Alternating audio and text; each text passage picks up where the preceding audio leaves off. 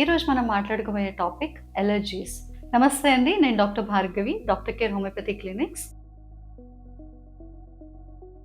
So allergy అంటే రకరకాల allergies ఉంటాయి. మనకి ఫుడ్ అంటే ఎలర్జీ ఉండొచ్చు, స్మెల్ అంటే ఎలర్జీ ఉండొచ్చు, కెమికల్స్ అంటే ఎలర్జీ ఉండొచ్చు, పర్ఫ్యూమ్స్ నుంచి ఎలర్జీ రావచ్చు, ఆర్ ఎయిర్ పోలన్ నుంచి ఎలర్జీ రావచ్చు, సీజన్స్ నుంచి ఎలర్జీ రావచ్చు. ఇలా రకరకాల ఎలర్జీస్ ఉంటాయి. ఈ ఎలర్జీస్ కొంతమంది పేషెంట్స్‌లో తుమ్ములు, దగ్గులు, ఫ్రీక్వెంట్‌గా కోల్డ్, కాఫ్, సైనస్ ఇలాంటి కంప్లెయింట్స్ తీసుకొస్తే, మరికొంతమంది పేషెంట్స్‌లో డయేరియా అంటే లూజ్ మోషన్స్, కాన్‌స్టిపేషన్ లాంటి సింప్టమ్స్ కూడా తేవచ్చు. ఇంకొంతమంది పేషెంట్స్‌లో ఎయిర్ వేస్ సంబంధించిన సింప్టమ్స్ అంటే నోస్ బ్లాక్ ఉండొచ్చు, లేకపోతే ఆస్తమా రావచ్చు, బ్రాంకైటిస్ రావచ్చు. ఇంకొంతమంది పేషెంట్స్‌లో స్కిన్ మీద ర్యాషెస్ రావచ్చు. స్కిన్ ఎలర్జీస్ అంటే ఇప్పుడు సన్ ఎలర్జీ ఉన్న వాళ్ళు సన్‌కి ఎక్స్‌పోజ్ అయినప్పుడు వాళ్ళకి స్కిన్ అంతా కూడా ఎర్రగా అయిపోయి లీజన్స్ వచ్చి దాని మీద నుంచి వాళ్ళకి చిన్న చిన్న పొక్కులుగా వచ్చి పస్ యూజ్ అయ్యి వాళ్ళకి ఫోటో సెన్సిటివ్ డెర్మటైటిస్ రావచ్చు. సో ఇలా ఎలర్జీ ఏదైనా కానివ్వండి, అది ఎక్కడైనా ఎఫెక్ట్ చేయనివ్వండి, అసలు ఆ పేషెంట్లో ఎలర్జీ ఎందుకు డెవలప్ అయింది మనకి ఇంపార్టెంట్. సో ఎందుకు డెవలప్ అయిన దాని గురించి